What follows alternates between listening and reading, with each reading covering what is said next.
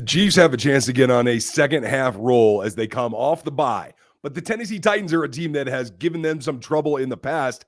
How do they get away with it? And how do they get a win? We're going to go over it today on Locked On Chiefs. From the land of the free and the home of the Chiefs, this is the Locked On Chiefs podcast.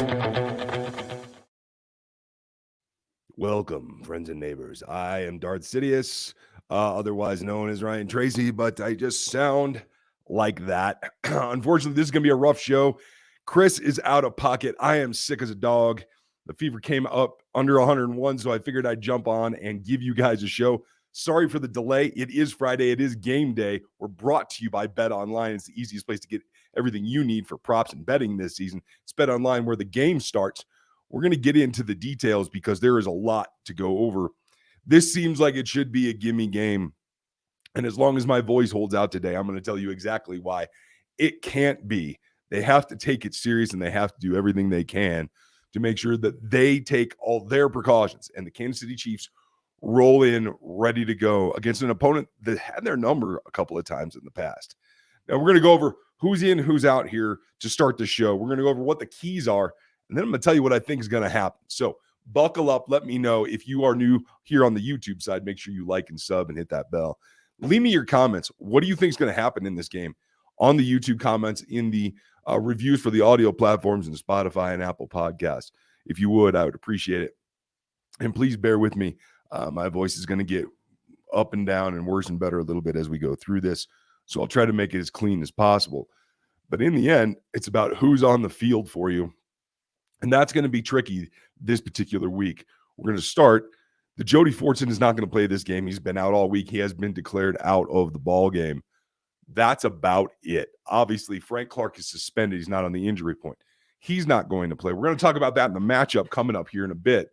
But Frank's kind of had this team's number, and he's led the charge against King Henry in particular in the past. So that is something that does have an effect. And I know it's not an injury, but the fact that he's not going to be on the field does mean something.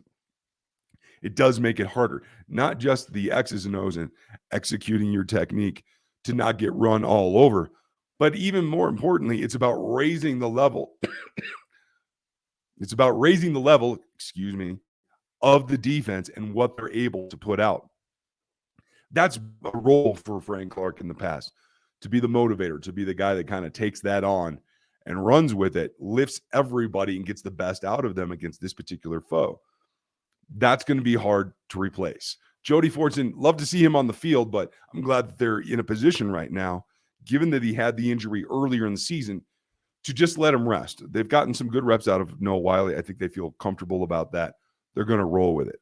Everyone else is going to be on the field for the Kansas City Chiefs. That includes Kadarius Toney, the newest wide receiver to Kansas City, is going to be available and out there.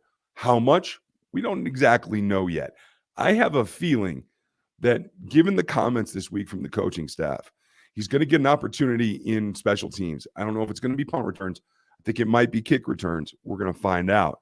But I think there's also a possibility that from what Blameyer had to say, his coach at the position was very positive about how quickly he's learning the playbook and what that means for his prospects. I think there could be a possibility that they have a couple of plays, probably not much, but a few plays that are drawn up specifically to get him the ball. They might be things that McCole Hardman has done in the past. It might be jet sweep based. It may be something else entirely, or something they just feel based on his film he can execute off the bat just by running a simple route. Probably doesn't have sight adjustments. It's going to be as simplistic as possible. But I wouldn't even put him past him, put in the top 15 plays, because it just makes the defense that much more nervous. And I think that has a cumulative effect on what the defense can do for you. So we have to take that into account. We'll see when he gets out there and how he gets out there. I think we're all kind of keyed up to see it. Another weapon from Mahomes. It will go that as good as it can in week one. What he's going to have to face is going to be a little bit different, whether it's Mahomes or Tony. They're not going to face Torrey Carter or Amani Hooker. So that does give a little bit of relief on the secondary. But it looks like Naquan Jones came back and was a full participant on Friday. And that's just a walkthrough day, but it does count. He does get there. Derrick Henry was not a participant at all on Thursday, and I know that was some cause for concern. He was a full participant at the walkthrough. Derrick Henry isn't going to miss this game. I guarantee that he wants to play this competition. He wants to get to it. So that brings us a little farther down. And then the biggest question was going to be, because he did not participate on Thursday's practice, quarterback Ryan Tannehill, who missed last week, and that led to the abysmal first outing for rookie Malik Willis. That was really the question. Is he going to be there? He was a limited participant on Friday, which means he got to do the walkthrough, but it wasn't, obviously a walkthrough isn't exactly taxing. But the fact that he was limited on that means it's more of a 50-50. Expect when you get to see the warm-ups, that's going to determine, I think, who plays. And that goes very different directions about how you have to accomplish the game plan to stop them. Something that we talked about over on RGR. I'm not going to have time to get into today, but it really is a tale of two quarterbacks and how they're going to have to go about running and winning the ball game. So what are the keys? I'm going to tell you those coming up. What's the things they have to accomplish to get a win?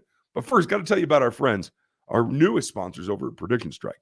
This episode is brought to you by Prediction Strike, the world's first sports stock market. Now you can invest in professional athletes just like you do anything else with lower risk alternative to sports betting. Athletes' prices move up and down based on their performance and supply and demand. If you had invested earlier this year, Jalen Hurts is up 48%. Rashad Penny was up pretty good at 154. Kyle Pitts is down 44%. It all ebbs and flows and moves around as the season goes through. And unlike sports betting companies, the athletes benefit too. There's an entitled to a percentage of their marketplace, and it goes to 2.5% trade fees, allowing real money in sports. You can invest in 4 sports. Obviously, the NFL is the way you want to go, but UFC, NBA, and MLB as well. All you got to do is download the Prediction Strike app, use that code LOCKED, and you can get a free share when you sign up to make your first deposit of $20 or more. That's promo code LOCKED on special one-time giveaway. Prediction Strike will choose one person who signs up with the code LOCKED and makes a deposit to win 100 free random shares. Could be worth $3,000 if you get lucky and land Josh Allen or Patrick Mahomes. All kinds of variations there. Invest in what you know on Prediction Strike right now, the stock market for sports. Now, if you want the top stories for all the sports, check out Locked On Sports today. It's on Odyssey and all the audio platforms for a little bit of the top news in every sport you can imagine. We're going to have to stop the pod for a second here because you guys got to try this. I'm talking about Built's new reimagined flavors of cookie dough topper, coconut brownie bar, and coconut brownie topper, the best new Built bars from Built. And I know what you guys are saying. I don't like protein bars. They're gritty. They're all this stuff. These are not. The Puffs in particular are the smoothest type of protein bar that I've ever tasted. It's like biting into an actual cloud of goodness. First of all, they're built the way that you want them to be. They taste great and they provide the protein that you want. They give you 100% real chocolate, 17 grams of protein, and only 130 calories. If you haven't actually tried these yet, give them a shot. I'm not kidding. These are the best bars ever built. They give you what you need to get through your day. I love them. My kids love them. I got to tell you, we get in fights about them. You can try it here at Built. You're going to love this. 15% off your order right now when you use Locked On 15 at Built.com. That's 15% off at Built with Locked On 15. Built.com is where you need to go. Now we have to take a look at how they can get this win. It is about being diligent, bottom line. And in any format that the Chiefs play this team, particularly this year with the quarterback question we're going to talk about in a second, job number one is the same. Stop Derrick Henry. Not much of a mystery there. He will play. They're going to have to do that. Like we talked about in the first segment, it's about raising the level of play for everyone on the defensive front. Frank Clark has been much the motivator in that way for the last few contests against this team. And this team kind of has the ability to wear the Chiefs down, catch them by surprise. They can't allow that to happen this time. So what does that require? It requires the already thin defensive tackle group coming up bigger. I'm looking at you, Derek Nottie, who is normally the most stout run defender on this roster. I don't know that he's been playing up to his level that I usually expect from him. He's got to step his game up. I think they may even bring up Danny Shelton for this one. This may be one of the games they've kind of been eyeballing Danny Shelton for. We'll talk about another player that's going to be in that same situation here in a minute. But you have to get the front settled. That means that the tackles have to play well. You have to get your best game so far from George Karlaftis in both ways. He's been very solid against the run. I think that's like the rookie's strength right now. He's most solid there. He needs to not get fooled by either the cutback angles or some of the misdirection that you will see at times, although this offensive line is struggling with that. So you have to get the best from George. We'll talk about the pass rush here in a second. But the guy that this game was really built for, since he was drafted, I've been kind of eyeing this game for Leo Chenal. He's got to be on the field. They got to stay in base more in order to stop Henry. And that comes down to effectively taking out gaps with the personnel you have, not just the front four. I don't think they're going to try to go bare. I don't think they have the man for it. So they're not going to cover guard, center, guard, and then have two wedges on the outside in like a 7-tech or maybe even a wide 9. You got to plug those holes with linebackers, and that's going to be Bolton and Leo Chenal in particular. And I think they have to get a little crafty with it. Sugar one gap, maybe rush another. A lot of coffee house blitzes is what I would be doing here. Make especially Willis, if he is the quarterback, understand where he thinks the pressure is coming from and then bring it from somewhere else. Now, on the offensive side, this is a defense that has questionable players in Jeffrey Simmons, Bud Dupree, and Kevin Strong. I think most or all of them will actually play, but they're all depleted. So it is about physically up, getting one-on-one, and actually taking the game to them, being aggressive at the offensive line. This offensive line has been struggling in some of the pass sets. I think they're going to have their opportunity here to, run the ball. I hope that they emphasize that because I think that will get them off on a good tangent.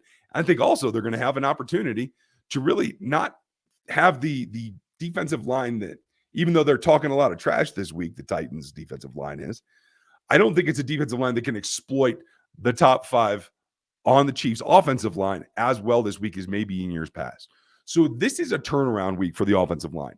They can kind of shut up a lot of the critics by just putting up a solid game, taking the game to them, and really dominating their force of will onto the Titans' front. Now on the backside, we'll go back to the other side of the ball. And when it comes down to the quarterbacks, it becomes two things. You can confuse Malik Willis if he is the guy who's behind the center. I don't know if that's going to happen. Like I said, it's going to likely be a game time decision. We'll see what happens Sunday night. If he is, you have to run as many of your deceptive plays as you can. The coffee house blitz is going to be a great one. I think Nick Bolton's fully capable of that. I think Willie Gay is too. I'm not so certain about Chenal. I've never seen him effectively do it. That's basically where you fake you're coming. You do some kind of distracting play to make one of the offensive linemen feel you're absolutely not, by either taking a couple steps back, looking away as though you're on a twist, a number of different things that you can do to throw off the offensive line and sometimes even the quarterback. So if you can effectively do that, you'll get to Willis because he won't, I don't feel, have the skills to be able to compensate for it and see it coming. That's one of his drawbacks that I saw in the draft process last year. Now, if Tannehill does end up going, he clearly has the experience to recognize some of those things. Doesn't quite have the arm, though. So what you have to do there is take advantage of this offensive line and come at them in myriad ways. I'd like to see some overloads. I'd like to see the twist game work on the right side in particular. I think there's opportunity there to get to Tannehill. Tannehill won't break the pocket. Whereas if you let Willis out, you have to be a little more careful about it because he can turn the wheels on and really hurt you that way. I don't think it requires a spy for Willis. It certainly doesn't for Tannehill. But you've got to rush with a little bit more awareness and containment against Willis than you do against Tannehill, which is just utter abandon. Go get the guy. And the fourth thing on the offensive side, you have to maintain what works. Pepper them.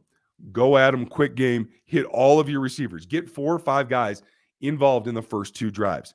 This might be something where McCole gets good looks again. Kadarius Toney could get a look. I think they need to jumpstart Sky Moore right away, hopefully not by putting him in the kick game, but purely on the offensive side. And then you go to your big boys in MVS and Juju. I think by moving the ball around, hitting it with tempo and getting the ball out, we're more than likely to see that in the first 15 plays. If they can go beyond that, that will set it up, draw the defense down, and be able to hit those big plays that Pat Mahomes is always looking for. That's the 4 keys for me. On the backside of this, I'm going to come back and tell you what I actually think is going to happen and what it means for the rest of the season. But first, our pals at LinkedIn have something for you. As you gear up for fall, you need to find the right people to help your team and your small business fire on all the cylinders. LinkedIn Jobs is here to make it easier for you to find the people that you want to talk to faster and for free. I'm always looking for good content creators, graphic artists, et cetera, et cetera. It makes it simple to just create a job in minutes on LinkedIn Jobs and reach your network and beyond to the world's largest professional network of over 810 million people. You add your job, and the purple hashtag hiring frame comes in on your LinkedIn profile, and it spreads the word to your network as well as others that you're trying to find the right people to hire. LinkedIn Jobs helps you find the candidates that you want to talk to faster. And did you know that every week 40 million job seekers visit LinkedIn? Post your job for free on linkedin.com/LockedOnNFL. That's linkedin.com/LockedOnNFL to post your job for free. Terms and conditions do apply. Predicting games with the Chiefs against the Titans is always troublesome. And I've been bitten by this one before, but we're going to take a step back and think about what's on the line for these teams. It's really about finding themselves on the Titans side, seeing what maybe they can get done, grasping on to anything. They're a well-coached team, but they rely on two things because Mike Vrabel's an old-school guy like I am. He wants to run the ball. He wants to play good defense. You find chinks in the defense, which Patrick Mahomes always does, and you squeeze them, you're going to come out on top. The question is going to be, can you just make sure that you give the proper respect to the run game on the other side? Because I don't think either of the quarterbacks can hurt you to the point that puts the game in jeopardy. Now, that said, we all know that Andy Reid is not exactly a pedal to the metal until the final whistle kind of guy. As much as we may want it, I don't think that's what happens. I do think that what they do is script some things out and make sure that they're hitting it. I don't think they're going for the throat every 5 seconds, although I think Patrick will have some opportunities. I think it is going to be about, we're going to stay ahead of you. We're going to keep you so that you can't afford to run all over us and put us in a hurtful position. But we're not going to look to sidewalk stomp you here.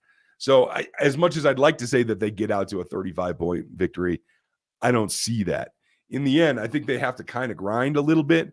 And I'm adjusting this from what I said on RGR the other day, only because I feel like there's a little bit more oomph coming as we went through the week. So I expect them to give up some yards to Derrick Henry. There's no way around that. The question will be, can you just limit it so it doesn't get to the 120, 150 kind of mark? I think he could score a couple of times. I'm not sure there's much else that can happen unless the rookie quarterback is in and he starts breaking plays left and right, in which case you have to go athletic real quick, and that means a lot of Willie Gay, who I think is going to be central here anyway. But I think it's on an even playing field with the secondary because there's going to be a bunch of rookies in the secondary. Trent McDuffie should start this game, so should Jalen Watson. With the departure of Fenton, Josh Williams is going to play a lot as well. If it's the rookie, then I think you're on even playing ground, and that just evens that quite a bit, to tell you the truth. Tannehill will look to exploit them, and if it's him, I think it tightens the margin a little bit. So I have a little bit of leeway here, but in the end, what I think is going to happen is the Chiefs are going to get out to a comfortable lead. They're probably not going to smash the door closed, but they will stay ahead. And in the end, I think it ends up Chiefs 31, Titans 21, but maybe it doesn't feel like a 10-point win the whole game. I'd like to know what you guys think. How do you see this game coming down? There's a lot left to it. Do you think that it's going to be narrower than that? I think at points it will be, especially off the get-go. Let's see what the first opening couple of drives give them. But it is Sunday night. I think they're going to be up, and I feel pretty confident that this is going to be a positive win for the team that not only gets them the win this week, but starts this run in the second half that I'm really optimistic about, even more so than my preseason prediction, which was 13-4. They have the opportunity to match that pretty easily, possibly do quite a bit better. We'll see how it comes, and step number one is the Tennessee Titans. So thank you for putting up with my voice today. Appreciate it. Chris and I will be back post-game. We will do that live with Matt Derick, so don't miss that. Appreciate all of you subs, you new folks that are subscribed on the audio platforms, everybody over on YouTube. Make sure you enjoy that as well. We enjoy doing this show for you. Thanks for your time.